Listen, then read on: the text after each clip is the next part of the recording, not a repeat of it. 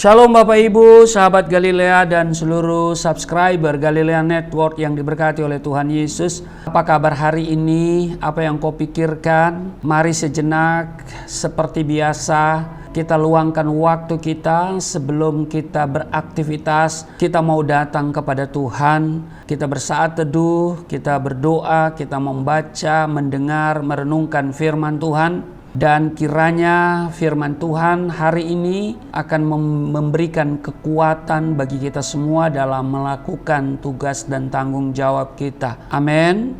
Karena Tuhan sudah baik atas hidup kita dan sungguh sangat baik. Dia memberikan kita kehidupan di hari ini. Karena itu mari kita selalu mendahulukan Dia setiap hari sebelum kita melakukan seluruh kegiatan kita. Mari kita berdoa. Bapa yang di surga, kami datang di hadapan-Mu. Kami mengucap syukur buat kebaikan-Mu yang Engkau nyatakan bagi kami di hari ini. Oleh kemurahan-Mu saja kami ada sebagaimana berada. Terima kasih sepanjang malam Engkau jaga, Engkau sertai, Engkau berkati istirahat tidur kami. Dan Engkau bangunkan kami dengan kesehatan, kekuatan yang baru di hari ini untuk kami bisa melakukan aktivitas. Sebab itu sebelum beraktivitas kami datang kepadamu, kami bawa seluruh hidup kami untuk dibentuk oleh Tuhan seturut kehendak-Mu dalam kebenaran firman-Mu. Urapi kami semua, buka hati pikiran kami, urapi juga hamba-Mu yang tidak ada apa-apanya. Di dalam nama Tuhan Yesus, haleluya, amin. Bapak Ibu, kita baca 2 Korintus pasal 4 pada ayat 16, 17, dan 18. Lembaga Alkitab Indonesia memberi judul Jangan Tawar Hati, juga waktu menghadapi maut. Ayat 16, sebab itu kami tidak tawar hati, tetapi meskipun manusia lahiria kami semakin merosot, namun manusia batinia kami dibaharui dari sehari ke sehari. Ayat 17, sebab penderitaan ringan yang sekarang ini mengerjakan bagi kami kemuliaan kekal yang melebihi segala-galanya, jauh lebih besar daripada penderitaan kami. Ayat 18, sebab kami tidak memperhatikan yang kelihatan, melainkan yang tak kelihatan.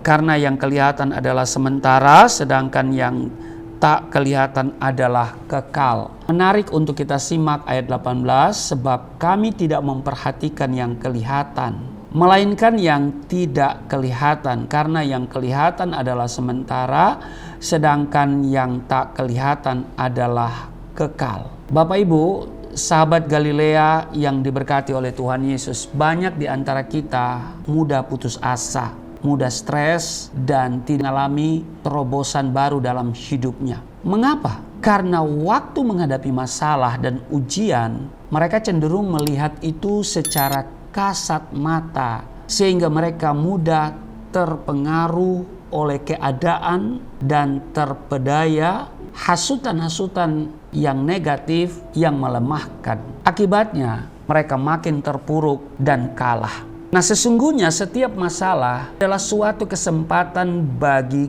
setiap kita untuk datang kepada Tuhan dan melihat pekerjaannya yang ajaib dinyatakan di balik persoalan atas kehidupan kita. Masalah dan ujian adalah latihan bagi mata rohani kita untuk melihat alam roh yang tidak kelihatan. Amin. Maka itu Rasul Paulus pun tidak memperhatikan yang kelihatan. Mengapa? Karena yang kelihatan adalah sementara. Sehingga masalah, penderitaan, dan aniaya tidak sedikit pun menggoyahkan iman Rasul Paulus. Dia tetap setia mengerjakan panggilan hidupnya.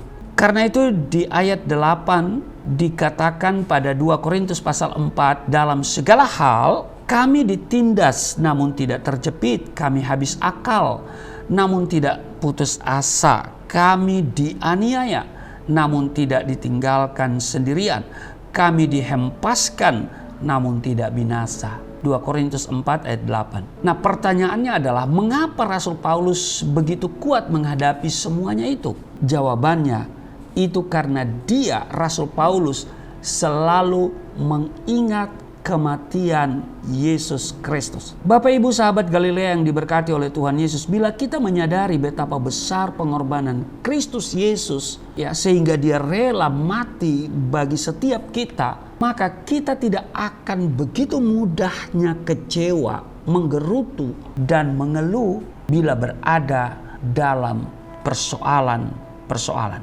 Yosua dan Kaleb dapat memasuki tanah Kanaan karena mereka melihat masalah dengan mata rohani, bahwa kuasa Allah yang menyertai itu lebih besar daripada apapun juga. Sebaliknya, ke-10 pengintai mereka gagal. Mengapa? Karena mereka melihat musuh dan tantangan yang ada seperti raksasa yang tidak mungkin bisa ditaklukkan oleh mereka. Itu kalau saudara baca di Bilangan pasal 13 ayat 22 sampai dengan 33. Nah, begitu juga dengan pelayanan Elisa yang mengalami ketakutan karena melihat kotanya telah dikepung oleh musuh. Saudara bisa baca itu di 2 Raja-Raja pasal 6 ayat 14 dan 15. Sebab itu Elisa berdoa supaya Tuhan mencelikan mata rohani pelayanannya, sehingga ia dapat melihat apa yang tidak kelihatan. Amin. Nah, bila fokus kita adalah hal yang kelihatan, dengar baik Bapak Ibu, kita akan menjadi orang-orang yang kalah. Karena itu, marilah kita mengaktifkan mata rohani kita. Mari kita aktifkan iman kita. Segala sesuatu yang terjadi dalam hidup kita, mari kita lihat dengan mata iman, mata rohani. Amin. Sehingga yang muncul adalah sukacita, ucapan syukur, sebab kita tahu Allah turut bekerja dalam segala sesuatu, mendatangkan kebaikan bagi setiap kita. Amin. Tuhan Yesus memberkati. Mari kita berdoa. Terima kasih Tuhan, kami diingatkan melihat segala persoalan yang terjadi dengan mata rohani, mata iman, bukan dengan mata jasmani. Kiranya kami seperti Rasul Paulus yang tidak memperhatikan hal yang kelihatan, melainkan yang tidak kelihatan, karena yang kelihatan adalah sementara, sedangkan yang tidak kelihatan adalah kekal. Itu sebabnya apapun masalah yang kami hadapi hari ini, kami akan terus berjalan maju bersama Tuhan. Sebab kami tahu Tuhan tidak pernah membiarkan meninggalkan kami. Engkau akan selalu memberikan kami kekuatan, bahkan pertolongan Tuhan tepat pada waktunya. Berkati seluruh sahabat Galilea di mana saja mereka berada dalam tugas dan tanggung jawab mereka hari ini. Perlindungan Tuhan sempurna bagi kami semua. Maka mujizat terjadi dan ada terobosan-terobosan terjadi bagi setiap kami. Tuhan berkati dengan penuh sukacita. Hari ini kami sambut dengan penuh ucapan syukur. Di dalam nama Tuhan Yesus. Haleluya. Amin.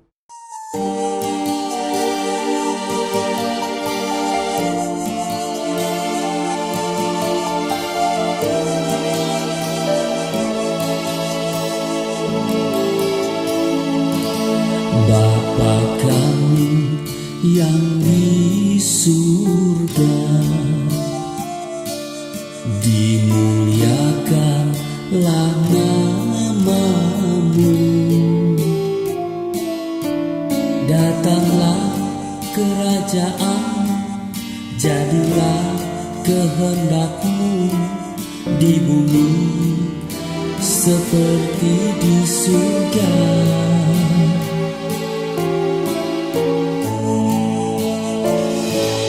Berikanlah kepada kami makanan yang secukupnya. Ampunilah dosa kami seperti kami mengampuni orang yang bersalah pada kami.